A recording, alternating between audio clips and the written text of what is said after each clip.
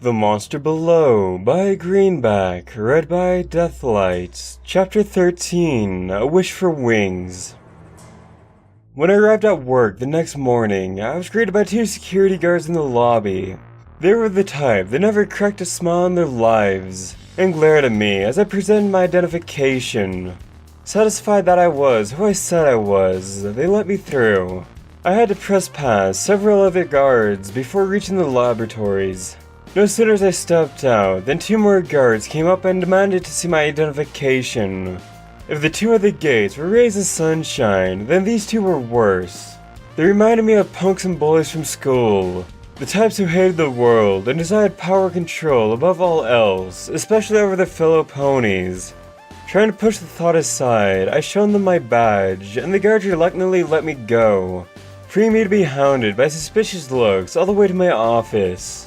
It was a relief to finally head inside and lock the door. No sooner had I done so than a loud pounding on the other side. Not wanting to show my ID again, I ignored it. "Silverspeak, are you in there?" At the sound of Beatbreaker's voice, I quickly let her in. I wasn't ready for how red her face was, seemingly cooking from the inside in anger. Glad someone managed to get in here. "What do you mean?" Beatbreaker stormed in and locked the door behind her, taking out a small crystal. I recognized it as an anti-listening charm. When it was on the table and glowing, Beatbreaker cut loose. "Sweet Celestia, Silverspeak, these guards are a nightmare! The CEOs hired them yesterday and they're already swarming around the building like rats. They went into the lab and went through all my equipment." "Hate to be a killjoy," I said. "But what if they were just making sure everything was in place?" "They were, but you should have seen them do it. They were shoving everything aside, not caring if it's breakable or not. And you know what's worse? They took all my documents. Not only my scientific ones, but my journals and notes. They shoved me out when I tried to stop them. Shoved me!" Beatbreaker's face contorted, and I wouldn't have been surprised if I seen steam shooting from her ears. "And you know what's worse than that? They said all the equipment and data, all my notes and journals, they didn't belong to me, but to the company. And when I complained to their leader, he said there's nothing I could do. The orders came from Coin Counter. He can do whatever in Tartarus he wants, and I can't stop him." "The leader's here? Who is it?" "I don't know. I didn't catch his name. But he had this stupid grin on his face the whole time, like he was enjoying bullying me around." She growled in frustration. I wanted to punch him in the face. Trying to defuse the situation, I said, "Did he say how long they were going to be here?" Beatbreaker buried her face in her hooves. "They said they were on permanent assignment. The higher-ups are so freaked out by the break-in that they gone paranoid overnight. Now they're throwing all their bits into security, and they're gonna keep those guys on full-time." The thought of these brutes becoming a permanent fixture at work made my stomach queasy. How am I supposed to work around such uncultured ingrates? Beatbreaker said, "We'll find a way to make it work. Remember that break-in at the library?" "Yes." They eventually called off the search for whoever did it. Coin Counter and the others can't stay paranoid forever. Eventually they'll snap out of it and things will die out. I hope so, because if this has to go on for years, I might lose my... "Not now!" Beatbreaker called out. A key was inserted into the lock and the door swung open. "What in Tartarus do you think you're doing?" Beatbreaker barked. "This is a private conversation!" A pony stepped into the room, and in a heartbeat, I knew he was the leader of the new security guards. Not from his fancy tactical uniform, but because there was only one pony I knew that could become a leader of legalized thugs. I had hoped to never see Mangus Bluehorn again, but there he was, standing before me. He hadn't changed much since graduation. He was a bit more muscular, but that sneer was still the same. "I said this was a private conversation!" Beatbreaker said again. "What makes you think you can just barge in here?" "Security, Miss Beatbreaker," Mingus said. "New rules for the top, no doors to be closed or locked. And no, anti-listening charms, artifacts, or devices of any kind are allowed to be kept inside this building at any time." He snatched the charm off the cabinet, putting it inside his pocket. "That's my property!" "Relax, you'll get it when you leave, but if I see it again, it's mine. There's no private conversations in this building anymore. Consider everything you say company property." "Including what I do in my own apartment?" the company's apartment, and yes, it's no longer private either. That's insane! You can't get away with this! I'm going up to the CEOs right now, and... Another magical shove, and Beatbreaker was shoved into her chair. I stormed forward, surprised Mangus spun to me. He had been so focused on Beatbreaker that he had failed to see me. He was caught off guard by another pony in the room, but only for a moment. His eyes narrowed, recognizing there was something familiar about me. It took him a moment to remember who I was, and once he did, that sneer came back. And it was like he and I were still colts on the playground. Well, well, well, look who we have here. What are you doing here, Mangus? I asked. Then deciding to get back at him for coming into my life once again, I twisted the knife a little. Where's she supposed to be at? Candlelight University? Mangus's grin faded. That wasn't for me, he said, rubbing his hair.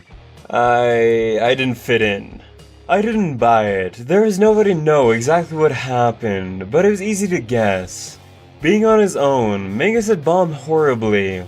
Not being able to count idiotic, fame-obsessed adults to do all of his work for him. Oh, what I would have given to see that. But as it was, all I could do was fantasize, and enjoy seeing Mangus trying to make himself look noble and failing miserably. Besides, the university was boring anyways. All those books and scrolls, who needs them when you can just go out there and practice in a practical way? He flashed his badge. I used my connections to get into a private security company. Me and the boys now get to keep the peace. And now here we are, helping to protect the most valuable medical tech in all of Equestria. How's that for rising through the ranks? He grinned. And what are you doing here? He's my secretary, Beatbreaker said proudly. Mangus didn't bother to hide his chuckle. A secretary, you? He's done far more than you can ever imagine. In a way, his wings and legs wouldn't even be here without him. Tell me, what have you ever contributed to Equestria society that didn't require a badge? Mangus glared at Beatbreaker. He was never one to accept defeat or being upstaged in any way, and tried to come up with a comeback. Now, if you excuse me, I have to see the CEOs and tell them about your job performance. Getting up, Beatbreaker left the room, bumping into Mangus and almost knocking him down. He started to curse, but Beatbreaker was already gone before he could do anything. Figuring I should come along and provide some feedback of my own. I got up to follow her out, but Mangus blocked my path. Hey, Silversqueak, where do you think you're going? Back off, Mangus, I said, pushing him aside. I head to the door, which suddenly slammed shut, the lock falling into place. Oh, well, we have so many things to catch up on.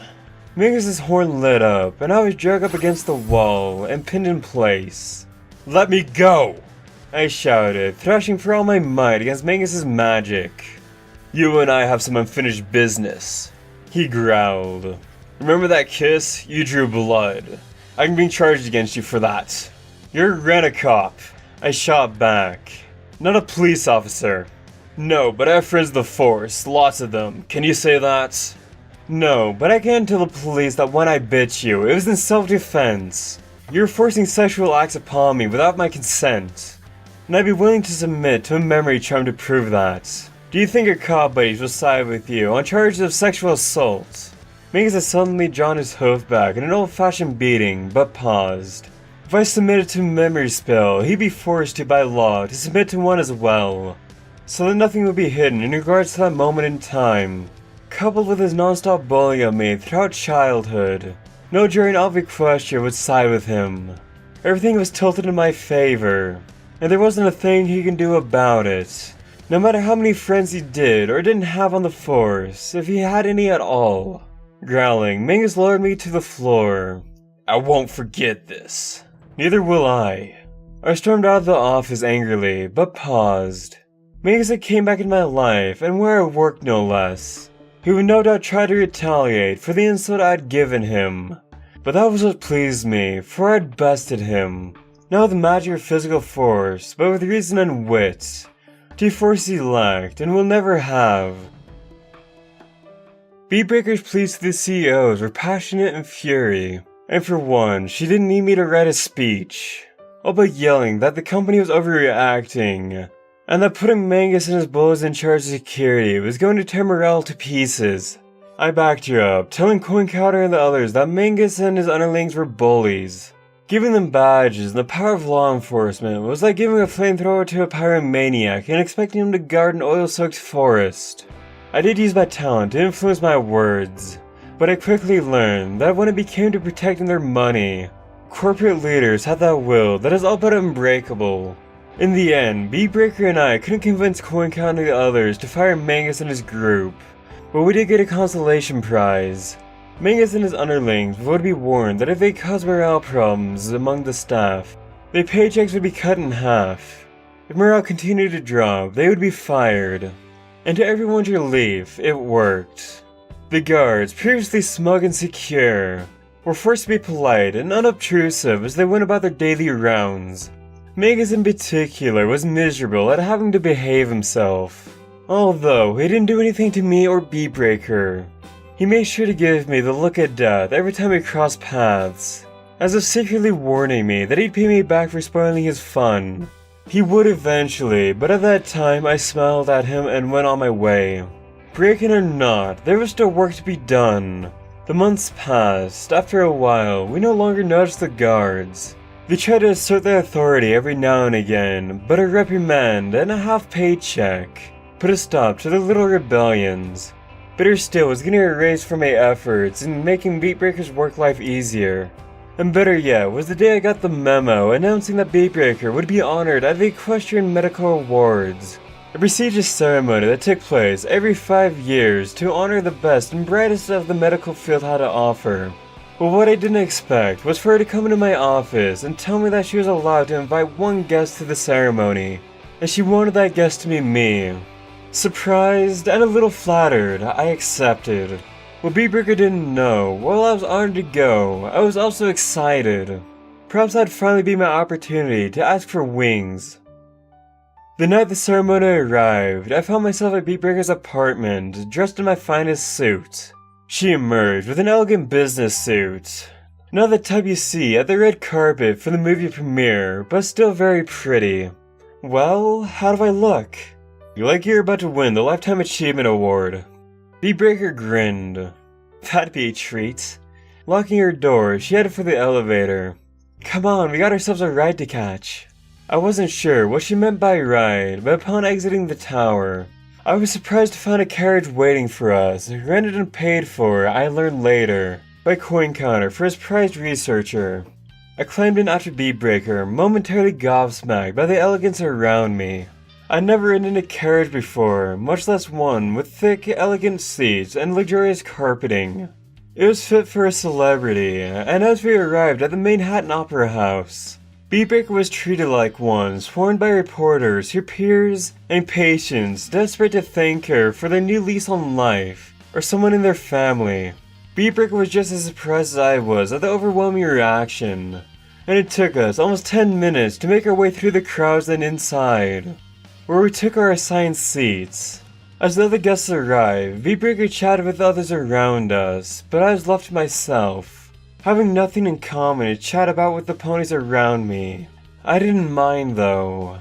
It left me plenty of time to think about how I was gonna ask the big question. The show finally began. Despite the fancy lights and the prestigious sitting among the brightest minds in Equestria had to offer, I found the whole event pretty boring. Most of my time was spent trying to stay awake as one award after another was handed out in various categories I had no interest in, or couldn't even understand.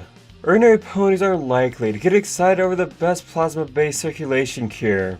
Only when the ending finally came did things get exciting, as the Equestrian Board of Directors announced that it was time to give out the award for the greatest achievement to Equestrian society.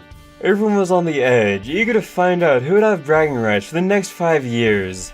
I watched as Beatbreaker clutched the armrest of her chair, not daring to imagine that she would possibly win.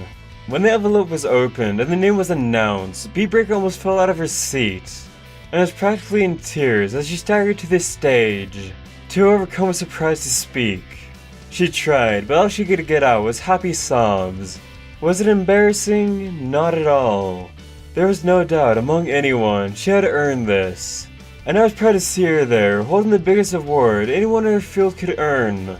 It was a moment she would treasure until her dying day. Once the ceremony was complete and all the awards were given out, a concert was put on for the recipients and attendees. As the winner of the highest award, Beatbreaker was given the honor of sitting in the theater's pristine booth, and as a guest, I went with her. We had a spectacular view of the stage below us. It felt like royalty as the musicians came on stage and began to play, led by the famed cellist Octavia. Beatbreaker and I sat there for a long time, listening to the concert below. I could have asked her there, but decided not to. It wouldn't be appropriate to interrupt her night of bliss. This was her moment to shine, and I let it remain that way. Watching the concert below, enjoying the music. It came as a surprise when I felt Beatbreaker's hoof touch mine.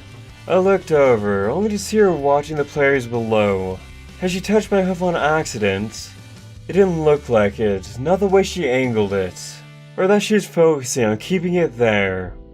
I wasn't sure what to do. Unlike most of my classmates back in school, I had never gone on dates or flirted with other ponies. The world of romance was uncharted to me, but I figured that for a simple gesture like the one Beatbreaker gave me, the best thing to do was to go along.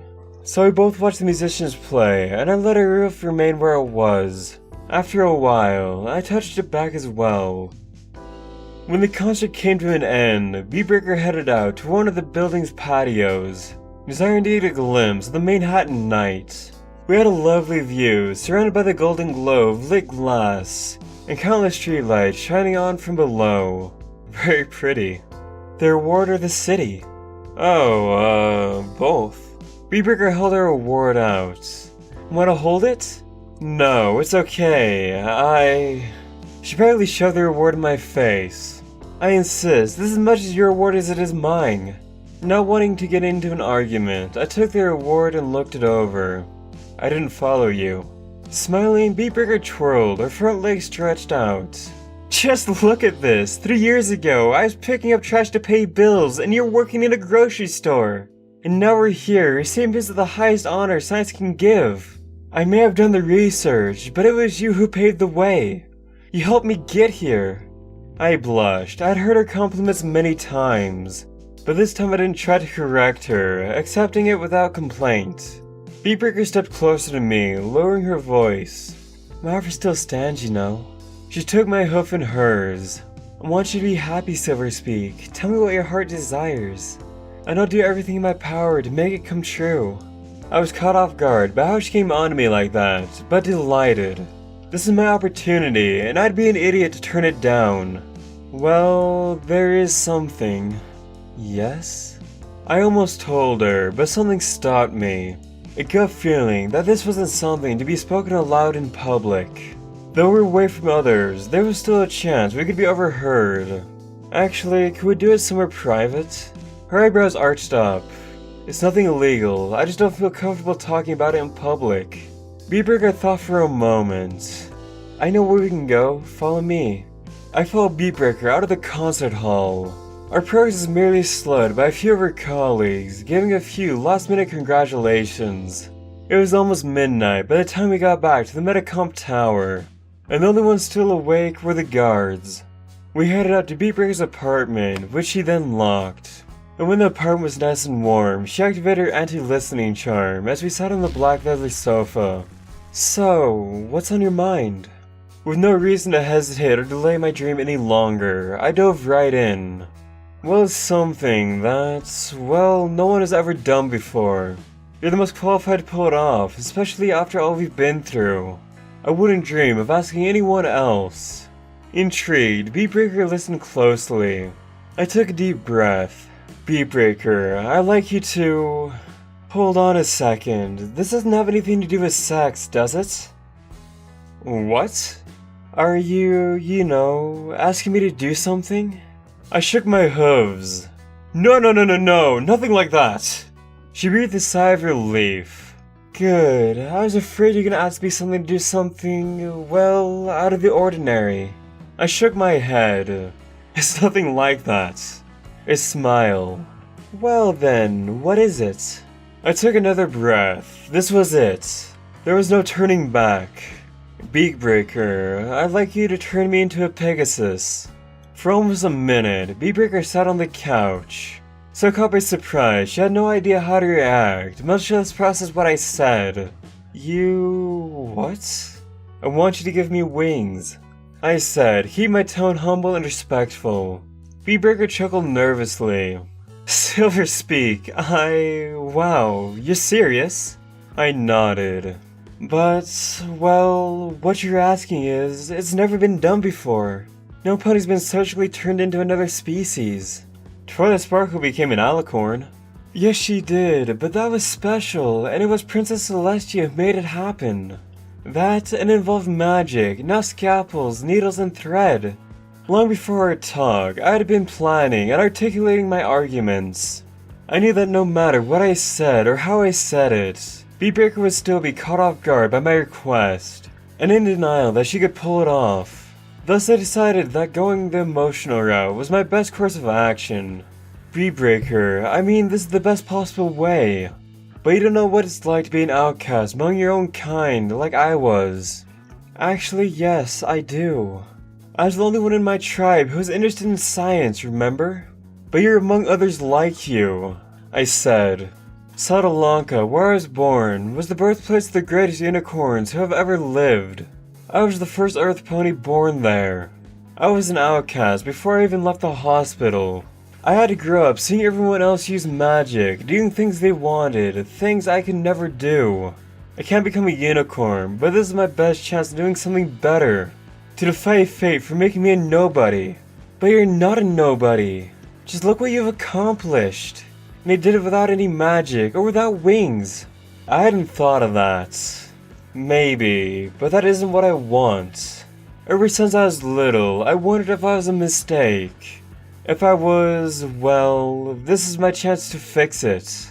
I could use my charm to sway Beatbreaker, but it wasn't needed. Years of pent-up anger and frustration had been given a voice, and she realized I wasn't pulling her leg. Never had she seen me more serious, and the passion was stronger than any charm I could have used. It was silent in the apartment, the two of us just looking at each other as the fire crackled. Beatbreaker had a loss for words. This is something I need to think about for a while. Beatbreaker said after a long silence. Perhaps we should talk about it tomorrow. Would noon in the park near the lake work for you? I nodded, and without wanting to sour the moment, I thanked her for the wonderful night and asked if she needed anything before I left. When she said no, I bid her a good evening and headed back to my apartment.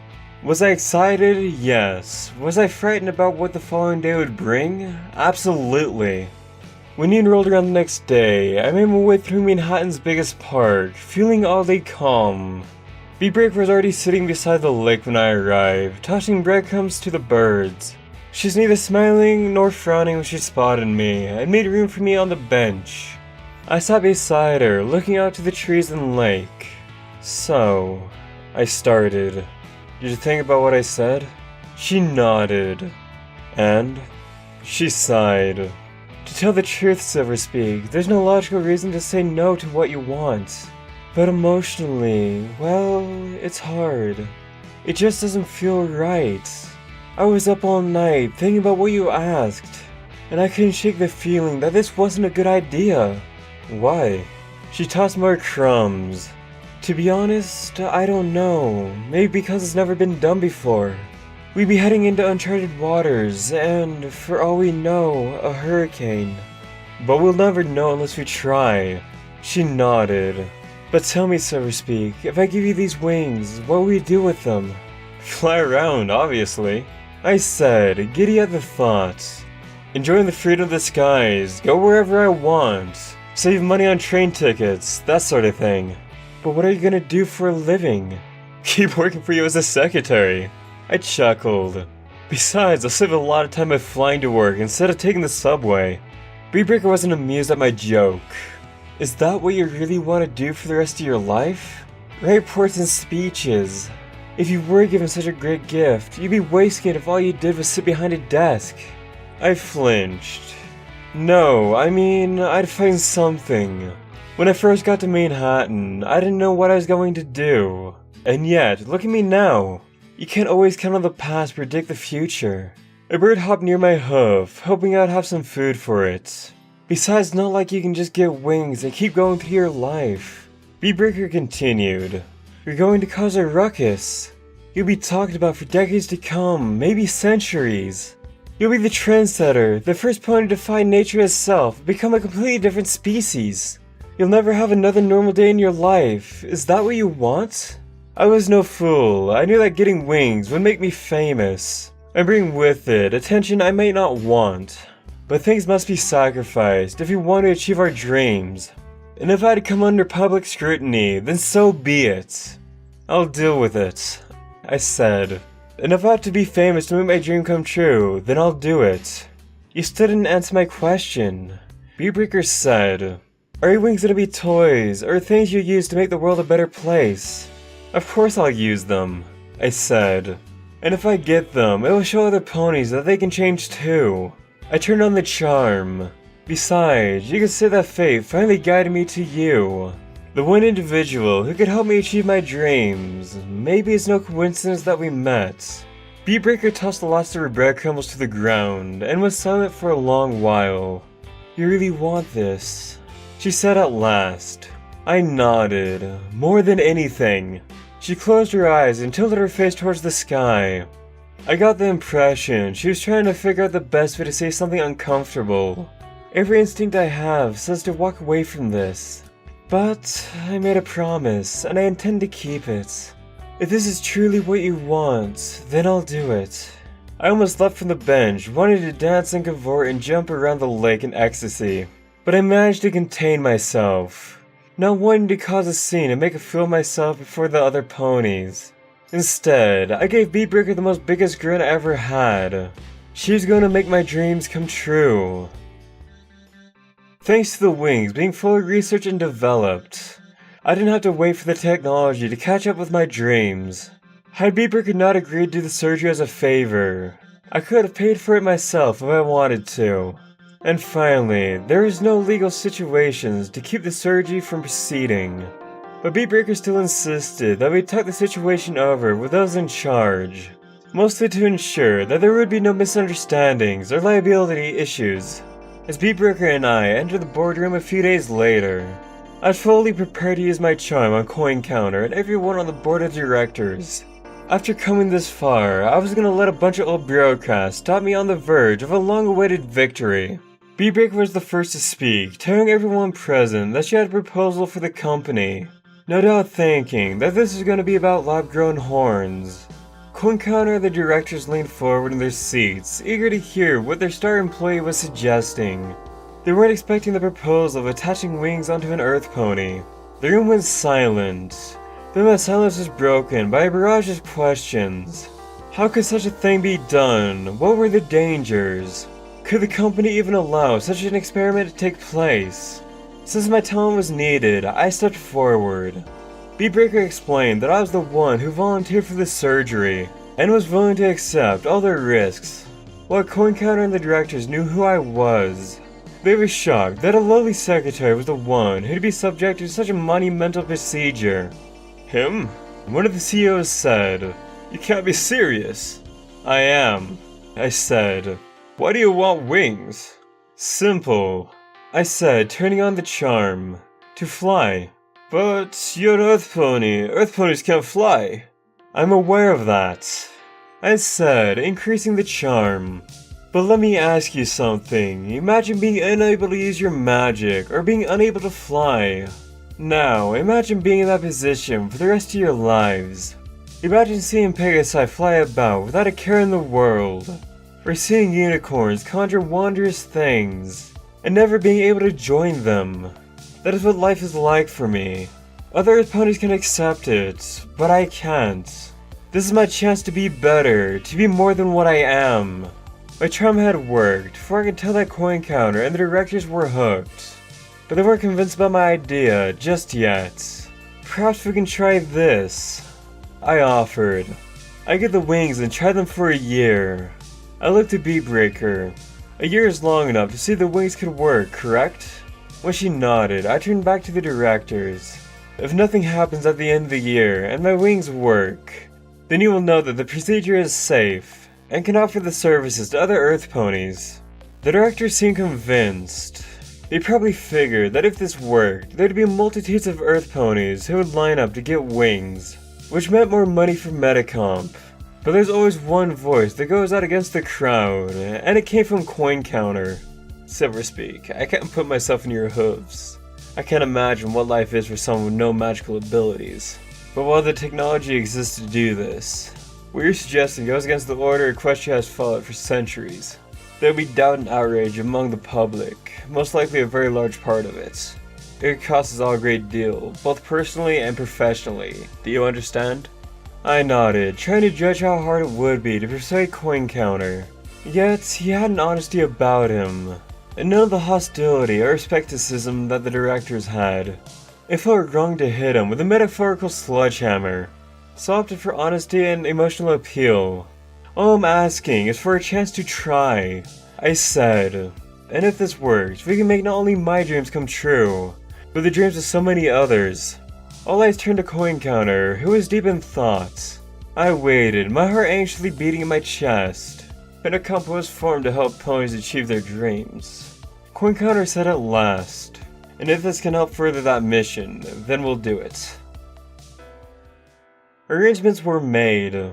Forms were created, signed, then duplicated and triplicated. I underwent a checkup and then counseling to make sure I knew exactly what I was getting into. I understood why it was done, but was amused nonetheless. Did Coin Counter and the other directors really think I'd just jump into this without any forethought?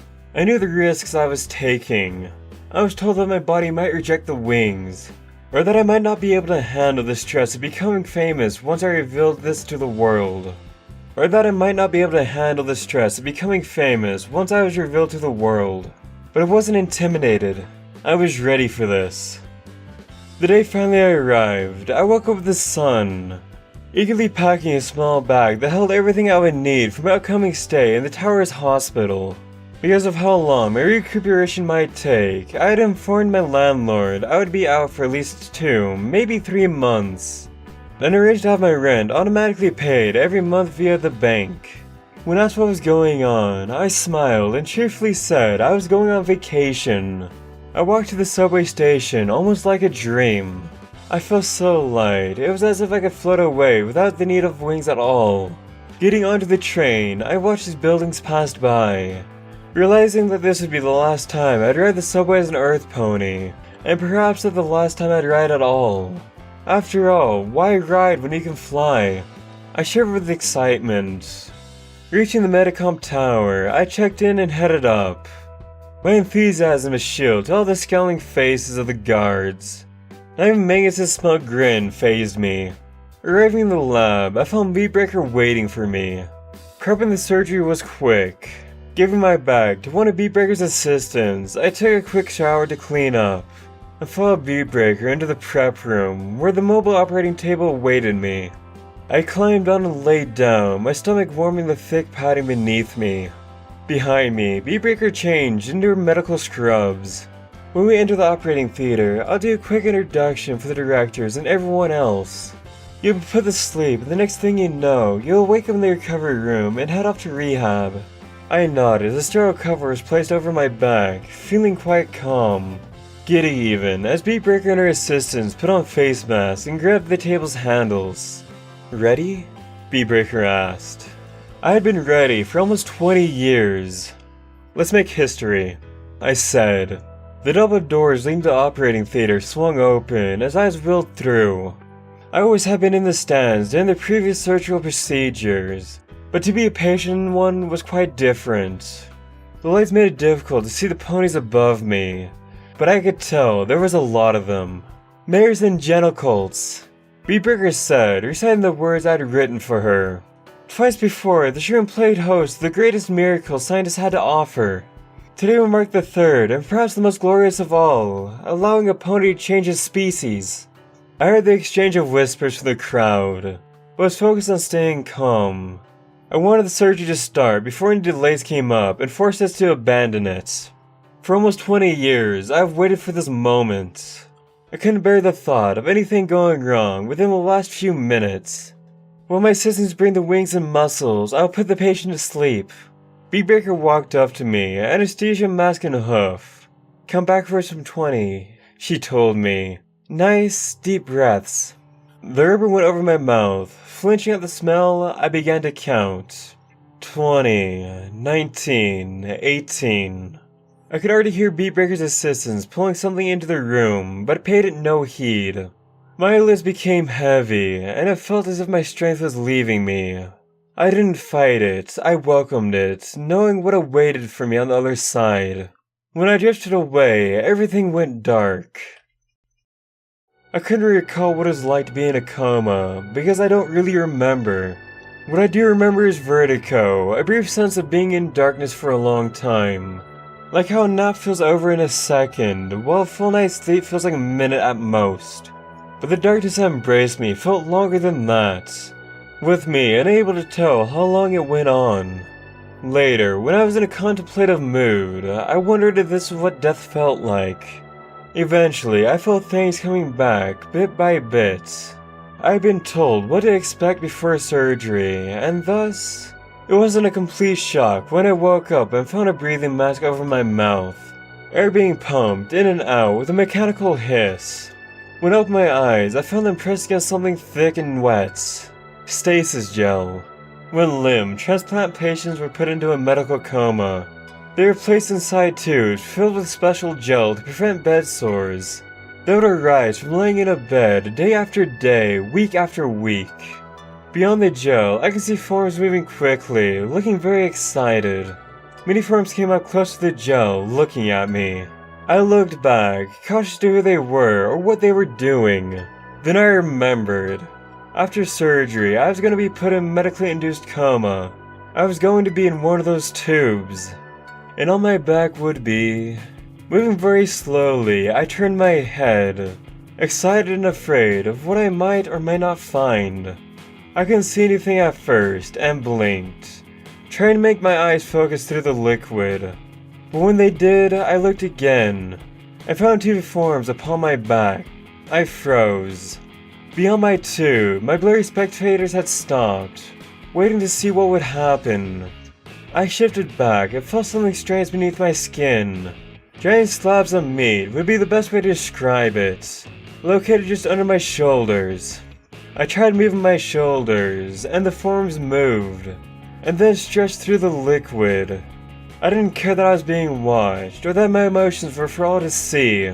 I tried to cry, unable to do so from the liquid pressing against my eyes. For I saw feathers attached to those long, narrow, muscular limbs stretching forth from my back.